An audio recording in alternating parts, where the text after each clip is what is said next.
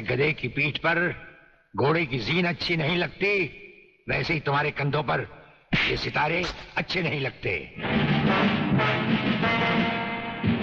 और ये कमरबंद पेटी भी अच्छी नहीं लगती।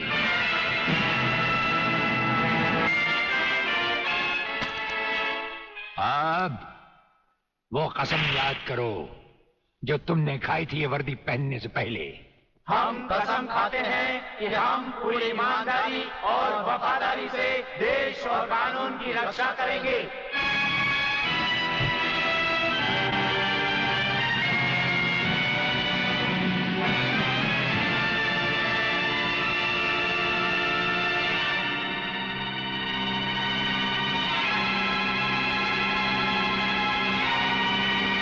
हम तुम्हें सिर्फ ये बताने आए हैं कि अगर तुमने तिरंगे के खिलाफ कोई भी कदम उठाया तो हम तुम्हें वो मौत देंगे जो ना तो किसी कानून की किताब में लिखी होगी और ना ही कभी किसी मुजरिम ने सोची होगी।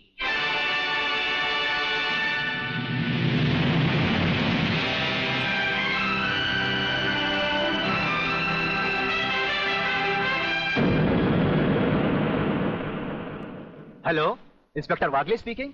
No, suspended inspector Shivajirao Wagle speaking. Sir, DSP साहब ने आपको अर्जेंट बुलाया है, कल से ड्यूटी ज्वाइन करनी है। फिर? इंस्पेक्टर वागले, तुम्हें शायद मालूम नहीं कि तमाम पुलिस ऑफिसर्स की फाइल्स देखने के बाद ब्रिगेडियर सूर्यदेव सिंह ने सिर्फ तुम्हें चुना है। सर, अब तुम दोनों को मिलकर काम करना है, लेकिन तुम पूरब हो तो वो पश्चिम है, इसलिए सीनियर ऑफिसर होने के बावजूद मेरी तुमसे रिक्वेस्ट है कि ब्रिगेडियर सूर्यदेव सिंह के साथ मिलकर जो भी खेल खेलना हो, शांति और ठंडे दिमाग से खेलना। सर।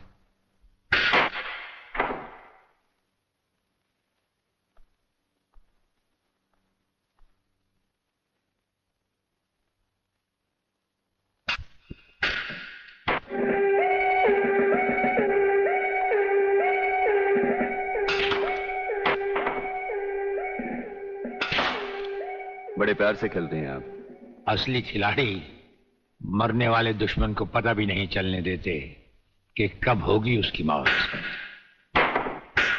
तो फिर प्रलयनाथ को छोड़ क्यों दिया?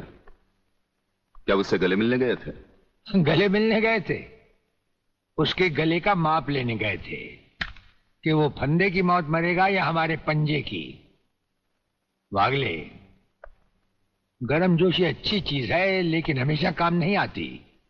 तुमने तो देखा ही होगा कि इसी गर्मजोशी की वजह से तुम कई बार सस्पेंड हो चुके हो। नौकरी की परवाह है किसको? यहां है कौन अपने पीछे रोने वाला? इस ईमानदारी की वजह से बहुत कुछ भुगता है, कोई तकरार नहीं है सर। लेकिन ये गुनाहगार कानून को हाथ में लिए फिरते हैं और मैं हमेशा कानून के दायरे में रहकर काम नहीं कर सकता। अपना तो उसूल है, पहले लात फिर बात, उसके बाद मुलाकात। भाई वागले, अपना तो उसूल है, पहले मुलाकात फिर बात और फिर अगर जरूरत पड़े तो लात। बड़ी उम्मीद थी आपसे, लेकिन अब पता चला आपका रास्ता अलग, मेरा रास्ता अलग। आप नरम खून के, मैं गर्म खून का। हम एक साथ काम नहीं कर सकते सर। वागले, तुमने समझा कि जिंदगी में सिर्फ तुमने ही बहुत कुछ खोया है। इस इंसान को देखो, जब चाहता एक घर बसा सकता था, लेकिन नहीं, इस अकेली जान को हमने अपने देश के लिए उठा रखा है। दोनों का मकसद एक है, मंजिल एक है, सिर्फ रास्ते अलग अलग हैं। नहीं वागले, हमारे रास्ते भी एक हैं, मंजिल भी एक है। और फिर इतनी बड़ी दुनिया में तुम्हारा कौन है? कोई भी नहीं, सिवाय फर्ज के। इस दुनिया में हमारा कौन है? कोई भी नहीं, सिवाय फर्ज के। अगर फर्क है तो सिर्फ सोचने के ढंग में और काम करने के तरीके में। अब हमें इस फर्क को मिटाते हुए ये युद्ध एक साथ लड़ना होगा।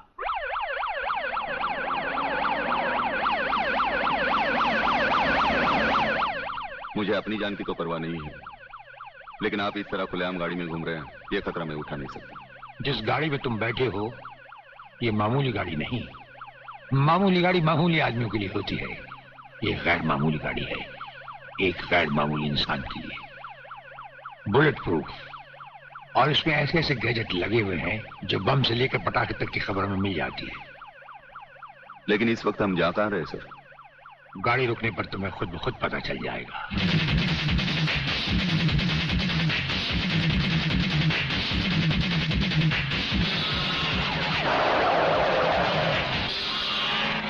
वागले, यहां हमारा घर है।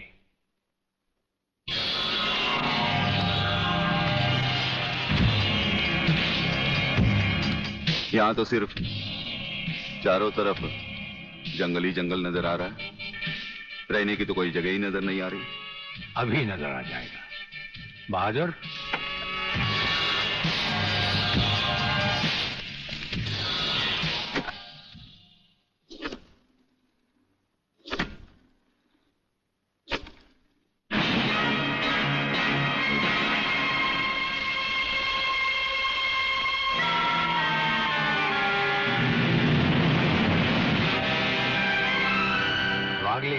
ये ऐसा बंकर है जिसका अता पता सिर्फ हमें या एक हमारे खास आदमी खबरीलाल को है, और आज से तुम्हें होगा। ये इतना मजबूत है कि इस पर ना तो कोई हवाई हमले का असर हो सकता है और ना किसी बम या बारूद का। दुश्मन तो क्या, हमारी इजाजत के बगैर परिंदा भी पर नहीं मार सकता। वागले आओ, अब हम तुम्हें अपने बंकर से वाकिफ करवाएं। ये रहा हमारा ट्रांसमीटर सेक्शन। यहां से हम हिंदुस्तान के किसी भी मिनिस्टर से जब जी चाहे हॉटलाइन पर बात कर सकते हैं, लेकिन आसमान वाले ने चाहा तो इसकी जरूरत कभी नहीं पड़ेगी। हम अकेले ही तुम्हारे साथ वागले सब कुछ संभाल लेंगे। और वो देखो, वो एक कमरा जिसमें सब हथियार रखे हुए हैं, और उस कोने में रहा हमारा अस्पताल। यहां हर लाए दुश्मन का सीटी स्कैन करके उसकी अंदरूनी बीमारियों को बाहर निकाला जाता है।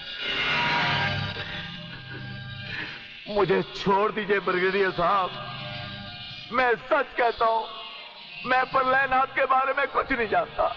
मुझे छोड़ दीजिए ब्रिगेडियर साहब। और छोड़ तो तुम्हें जरूर देंगे, लेकिन तुम मोटे बहुत हो, थोड़ी चर्बी कम होने के बाद। यह अस्पताल मेरे हवाले कर दीजिए सर। चर्बी कम करने के बहुत से तरीके मुझे मालूम है। हाँ, गुड वागले।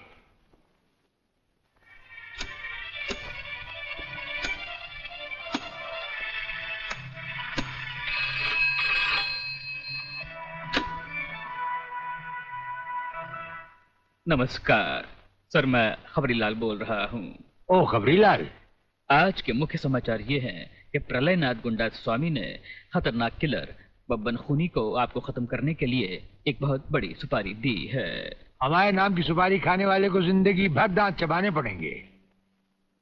ये हमारे नाम की सुपारी खाने वाले चमगादड़ के खाने पीने का ढाबा कहाँ है खबरीलाल?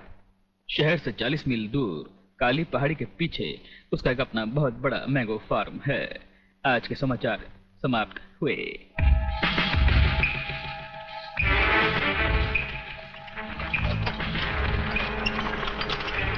चौबे गंगवा, ये माल जो तू आसाम और यूपी भेज रहा है तगड़ा है ना? तगड़ा क्या सरकार, ये नंबर 1 फसल है, नंबर 1। अरे 25 मीटर दूरी पर जाती हुई गाड़ी को ये ऐसे उड़ाता है।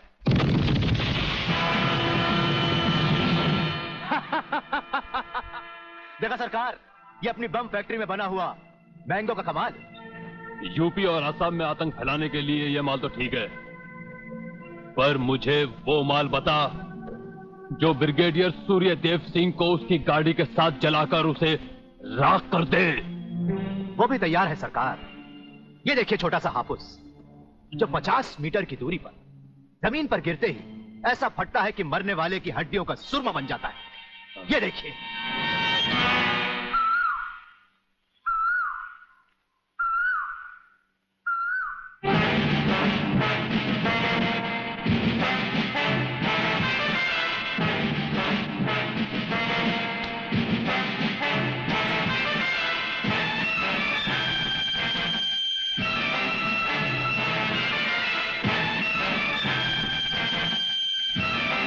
कौन हो तुम? लगता है बब्बन मियां ने कल रात अपनी आंखों में सुरमा नहीं लगाया, जरा कम दिखाई देता है। ब्रिगेडियर सूर्यदेव सिंह। हाँ, ब्रिगेडियर सूर्यदेव सिंह। बब्बन मियां, हमें तो उसी के हाथों से मरना है जिसने हमें इस दुनिया में पैदा किया। तुम सब अपने आप को हमारे हवाले कर दो, वरना तुम्हारा बनाया हुआ आमों का बागीचा तुम सबका अपने हाथों से बनाया हुआ कब्रिस्तान बन जाएगा। तो आओ आगे और पकड़ लो मुझे, मगर इतना याद रखना कि जहां तुम खड़े हो